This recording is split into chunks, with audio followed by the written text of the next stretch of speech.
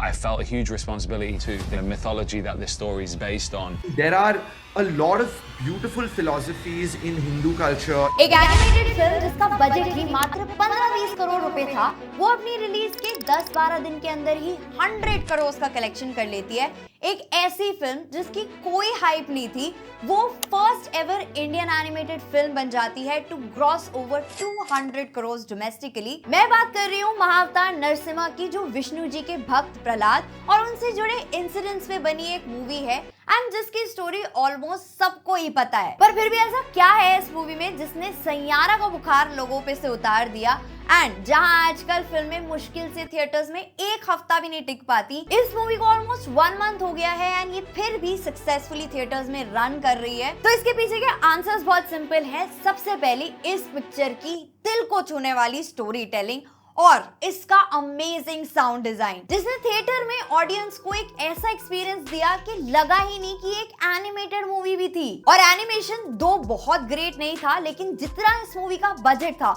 उसके हिसाब से उन्होंने डिसेंट एनिमेशन कर रखा था। ऐसा नहीं कि हाँ 700 करोड़ का बजट है और एनिमेशन के नाम पे कुछ भी नहीं। मुझे क्यों तोड़ा? और एक सबसे मेन रीजन कि भारतीय इतिहास और पुराणों को जिस तरह से प्रेजेंट किया गया इन देयर ट्रू एसेंस, क्योंकि महाअवतार नरसिम्हा ने सिर्फ एक रिलीजियस या माइथोलॉजिकल टेल को ही दोबारा से नहीं सुनाया, उन्होंने उसको एक सिनेमैटिक स्केल पे प्रेजेंट किया जिससे हर एज ग्रुप की ऑडियंस ने पिक्चर से कनेक्ट किया, चाहे फिर वो बच्चे हों जिन्होंने एनिमेशन एंजॉय किया या फिर बुजुर्ग हों जिन्होंने अपने धार्मिक इतिहास के गर्व को महसूस किया, या फिर यूथ हो जिन्हें एक्शन भी मिला और एक इमोशनली चार्ज एक्सपीरियंस भी। और अब इस मूवी के बाद सबको इंतजार है इस फ्रेंचाइजी की आगे आने वाली फिल्म्स का। लेकिन अगर देखा जाए तो ये क्रेज कोई नया नहीं है। अगर आपको याद होगा, थोड़ा सा टाइम में पीछे जाते हैं, रामानंद सागर की रामायण जो आया करती थी जिसको पूरा देश एक संडे रिचुअल की तरह देखा ही करता था, वो भी मैंडेटरीली, एंड उसके बाद उसके ही फुटस्टेप्स पे बी.आर. चोपड़ा एंड रवि चोपड़ा की महाभारत आई। इनफैक्ट जब शोले मूवी रिलीज हुई थी तभी जय संतोषी माँ भी रिलीज हुई थी एंड जिसके बाद संतोषी माँ का व्रत रखना एक रिचुअल बन गया। और रिसेंटली भी सबसे पॉपुलर देवों के देव महादेव तो आपको याद ही होगा।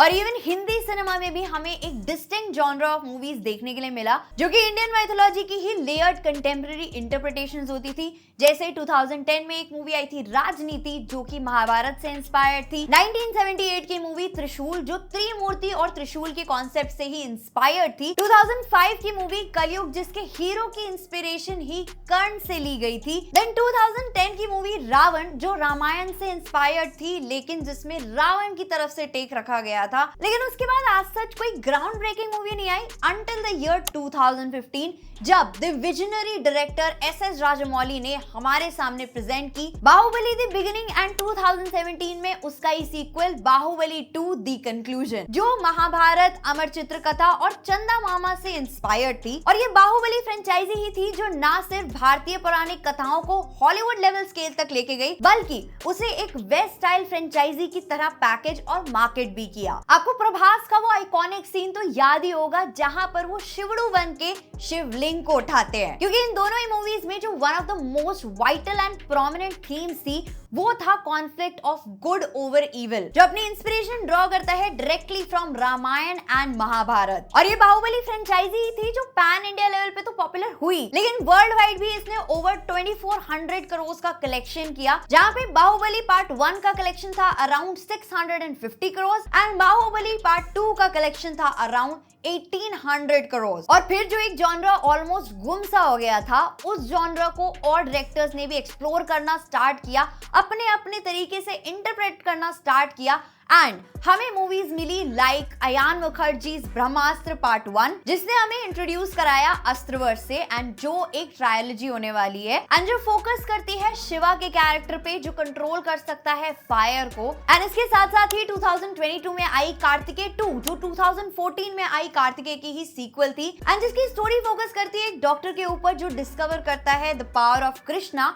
And the ancient belief system. और कोई जॉनरा हिट हो रहा है और उसमें अक्षय कुमार की पिक्चर ना आए, ऐसा तो हो नहीं सकता। तो 2022 में ही आई थी राम सेतु, जो इंडियन इंडियाना जोन्स थी एंड जिसमें अक्षय कुमार का कैरेक्टर, जो एक एथीस्ट आर्कियोलॉजिस्ट होता है, वो लॉजिक, साइंस और रिकॉर्डेड हिस्ट्री से दूर हटकर डिस्कवर करता है राम सेतु का ओरिजिनल नेचर, एनिब्रेस करता है फेथ को, सेलिब्रेट करता है Hindu mythology, culture and heritage को। और वह 2023 को कोई कैसे भूल सकता है, क्योंकि उसमें तो आई थी लेजेंडरी ओम राउत की मूवी आदि पुरुष, जिसकी प्री रिलीज हाइप कितनी मैसिव थी वो मुझे आपको याद दिलाने की भी जरूरत नहीं है। लेकिन जब पिक्चर रिलीज हुई तो उसको उतना ही ज्यादा बैकलैश और क्रिटिसिज्म मिला for the inaccurate portrayal of the Hindu gods. और फिर 2024 में आई कल्कि 2898 AD, जिसने महाभारत और फ्यूचरिस्टिक साई-फाई को मर्ज किया, 700 करोड़ का कलेक्शन किया एंड जिसको प्रेज मिला for its ambition, VFX and depth. उसी साल आई हनुमान ने भी इंडियन सुपर हीरो के पोटेंशियल को दिखा दिया by collecting 300+ crore world wide. और मूवीज तो मूवीज, साथ साथ वेब सीरीज, जहां पर Indian mythology, Indian folk tales, Indian religious history को थ्रिलर एंड ड्रामा के साथ कंबाइन करके प्रेजेंट किया जाने लगा। जैसे एक सीरीज आई थी असुर, जो इंडिया की one of the highest rated thrillers बन गई, जिसने कल्कि पुराण को फोरेंसिक साइंस के साथ कंबाइन किया एंड ऑडियंस को प्रेजेंट किया। ऐसे ही डिज्नी हॉटस्टार पे द लेजेंड ऑफ हनुमान आई थी, जिसको उसके विजुअल्स, नरेशन और डिवोशनल स्टोरी टेलिंग के लिए प्रेज किया गया। 2024 में कर्मा कॉलिंग नाम से एक वेब सीरीज आई थी, जो एक मॉडर्न फैमिली ड्रामा था, इंस्पायर्ड लूजली बाय कार्मिक cycles and mythological symbolism. Even आपको 2020 का कोविड का टाइम तो याद होगा, जब रामायण और महाभारत को रीरन किया गया था एंड उन्होंने सारे TRP रिकॉर्ड्स को ब्रेक कर दिया था। तो ये सारे ही प्राइम एग्जांपल्स हैं जो ये प्रूव करते हैं कि hype around the mythic content is actually massive. इसीलिए अब इंडियन माइथोलॉजी को अब सिर्फ उस टिपिकल नजरिए से नहीं देखा जाता,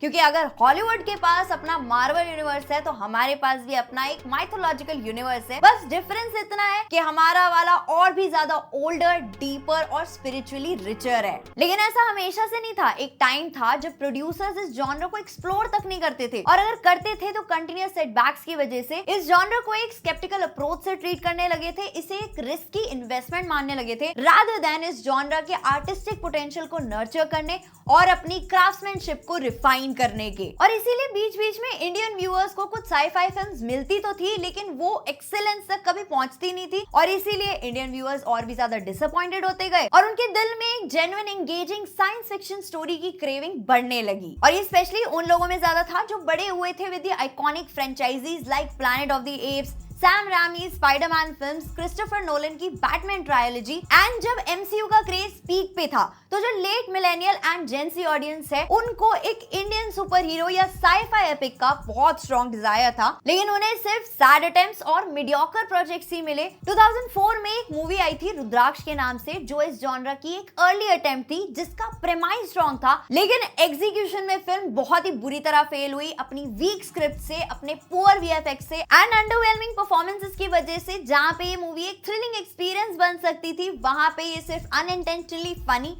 और मीम मटेरियल बन के ही रह गई, क्योंकि उस टाइम पे एक बिगेस्ट चैलेंज था बजट गैप। जहां पे रुद्राक्ष का बजट था अराउंड 15 करोड़ का, उसी टाइम पे रिलीज हुई हॉलीवुड मूवी आयरन मैन का बजट था अराउंड 1171 करोड़ का। और इसीलिए जो पैसा था भी वो ज्यादा तो लीड एक्टर्स की फीस में चला जाता था, प्रोडक्शन क्वालिटी में नहीं, और उसके साथ साथ CGI VFX एक्सपर्टीज की कमी और प्रोड्यूसर्स का साई-फाई ऑडियंस को अंडर एस्टिमेट करना कि हाँ ये तो बच्चों का ही जॉनरा है, तो इसीलिए उस नरेटिव को भी ओवर सिंप्लीफाई रखा और इमेजिनेशन को कभी उतना यूज ही नहीं किया जितना करना चाहिए था। लेकिन अगर आप ध्यान से देखोगे तो इंडियन माइथोलॉजी या इंडियन रिलीजियस हिस्ट्री इतनी ज्यादा रिच है, जहां पर आपको इतने सारे वाइब्रेंट कैरेक्टर्स देखने के लिए मिलते हैं, इतनी सारी एपिक टेल्स देखने के लिए मिलती हैं, इतने सारे मॉरल लेसन्स हैं, जिसने पता नहीं कितने सालों से ऑडियंस को कैप्टिवेट करके रखा है। और अब जब हमारे पास एडवांस टेक्नोलॉजी है, तो ये जितनी भी एंशिएंट स्टोरीज हैं, इन सबको चांस मिल रहा है to find a new life in the world of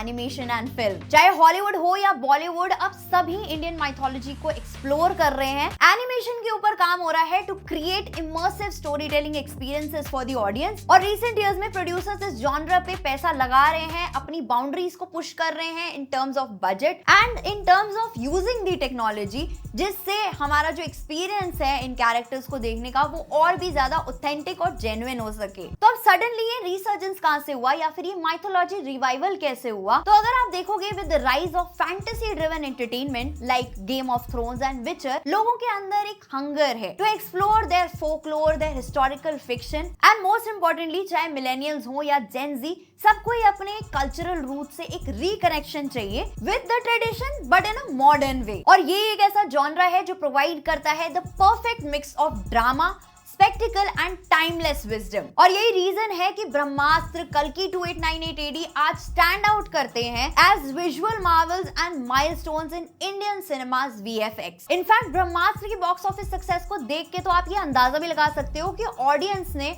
overlook कर दिया जो भी फ्लॉज थे मूवी के अंदर रिगार्डिंग इट स्क्रीन प्ले या फिर डायलॉग्स या फिर राइटिंग, बिकॉज उन्हें जो विजुअल्स देखने के लिए मिले एंड जो टेक्निकल एलिमेंट्स थे मूवी के वो एकदम स्टैंड आउट करते थे एंड ऑडियंस को उन्होंने इंप्रेस भी किया। और एग्जैक्टली सेम केस हुआ कल्कि के साथ, जहां पे उसको क्रिटिसाइज किया गया था उसके नैरेटिव के लिए एंड स्क्रीन प्ले के लिए, लेकिन उसको प्रेज मिला for the CGI that was used and जो भी मूवी का कॉन्सेप्ट था the fusion of mythology with the post apocalyptic setting, वो लोगों को बहुत ज्यादा पसंद आया और उसी चीज की तारीफ भी हुई। लेकिन जिन चीजों के लिए इन दोनों मूवीज को क्रिटिसाइज किया गया या फिर जो ये कमर्शियल एलिमेंट्स मूवी के अंदर डाले गए थे वो सिर्फ इसीलिए डाले गए थे क्योंकि over the period of years इस टाइप की मूवीज को लेके जो सक्सेस रेट रहा था वो काफी कम रहा था और अपनी इन्वेस्टमेंट को बचाने के लिए ही इस टाइप के एलिमेंट्स को पिक्चर के अंदर डाला गया जिससे ये ऑडियंस को एक लार्ज स्केल पे अपील कर सके एंड ऑफ कोर्स उनके बजट्स रिकवर हो सके। और इस सब का फायदा ये हो रहा है कि इस कमर्शियल अपील की वजह से ही अब फिल्म मेकर्स रिस्क ले रहे हैं, ऐसे प्रोजेक्ट्स बना रहे हैं, ऐसी मूवीज बना रहे हैं जहां पर ऑडियंस को माइथोलॉजी एंड टेक्नोलॉजी का एक फ्यूजन देखने के लिए मिल रहा है, जिससे CGI, VR, AR इन सारी टेक्नोलॉजीज में एडवांसमेंट हो रही है एंड जो एनिमेशन स्टूडियोज हैं उनका भी राइज देखने के लिए हमें मिल रहा है। एंड जिस सबका लेटेस्ट एग्जांपल ही है नितेश तिवारी का ambitious adaptation of Ramayan,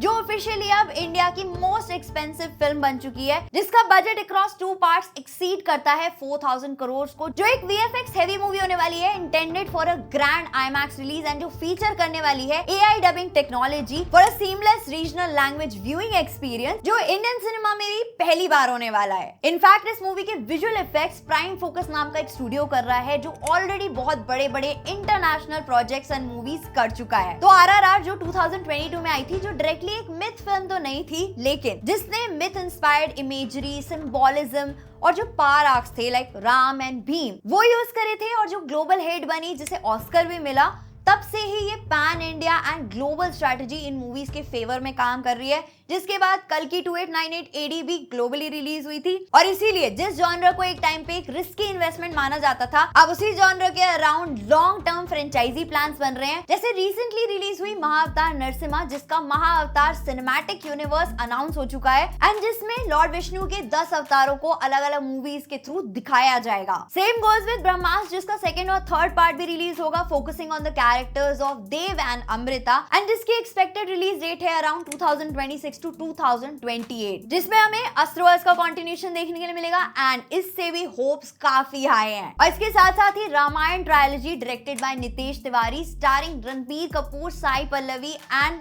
Yash in the lead roles, जिसके अभी से ही ऑडियंस में बहुत ज्यादा हाइप है। एंड ऐसी और भी मूवीज आने वाली हैं लाइक कांतारा 2, महाअवतार परशुराम, जय हनुमान स्टारिंग ऋषभ शेट्टी, हिरण्यकश्यप स्टारिंग राणा दुगुबाती। तो अब इस जॉनर को एक्सप्लोर करने का या फिर इस पे मूवीज या वेब सीरीज बनाने का एक स्ट्रॉन्ग रीजन जो निकल के आता है वो ये है कि सिनेमा के through Indian mythology, Indian religious history और इंडियन कल्चर को हम एक सिनेमैटिक लेंस में प्रिजर्व कर सकते हैं, जहाँ पे इंडियन सिनेमा आज सिर्फ ग्रो नहीं कर रहा बल्कि ग्लोबल स्टेज पे शाइन भी कर रहा है। तो वहाँ पे जब इस टाइप की मूवीज आती हैं जिनकी स्टोरीज इतनी रिच होती हैं, जिनके कैरेक्टर्स इतने स्ट्रॉन्ग होते हैं, जिनके सेट्स इतने ग्रैंड होते हैं एंड जिनका पोर्ट्रेयल इतना रियलिस्टिक होता है, ये सारे फैक्टर्स मिलके ही इन स्टोरीज को एकदम ग्रिपिंग बना देते हैं। मोर ओवर आइकॉनिक म्यूजिक और इम्पैक्टफुल साउंड डिजाइन का जो फ्यूजन होता है वो ऑडियंस को एक इमोशनल कनेक्ट तो देता ही है, उसके साथ साथ एक larger than life atmosphere create करता है जो ये स्टोरीज एक्चुअल में डिजर्व करती है। ये सिनेमैटिक और टेक ड्रिवन टेक्निक मिलके ही इन मूवीज को एक क्रॉस कल्चर अपील देती है, जहाँ पे ग्रैंडनेस भी देखने के लिए मिलती है, इमोशन भी देखने के लिए मिलता है और विजुअल रिचनेस देखने के लिए मिलती है, जो इंडियन माइथोलॉजी और इंडियन रिलीजियस हिस्ट्री को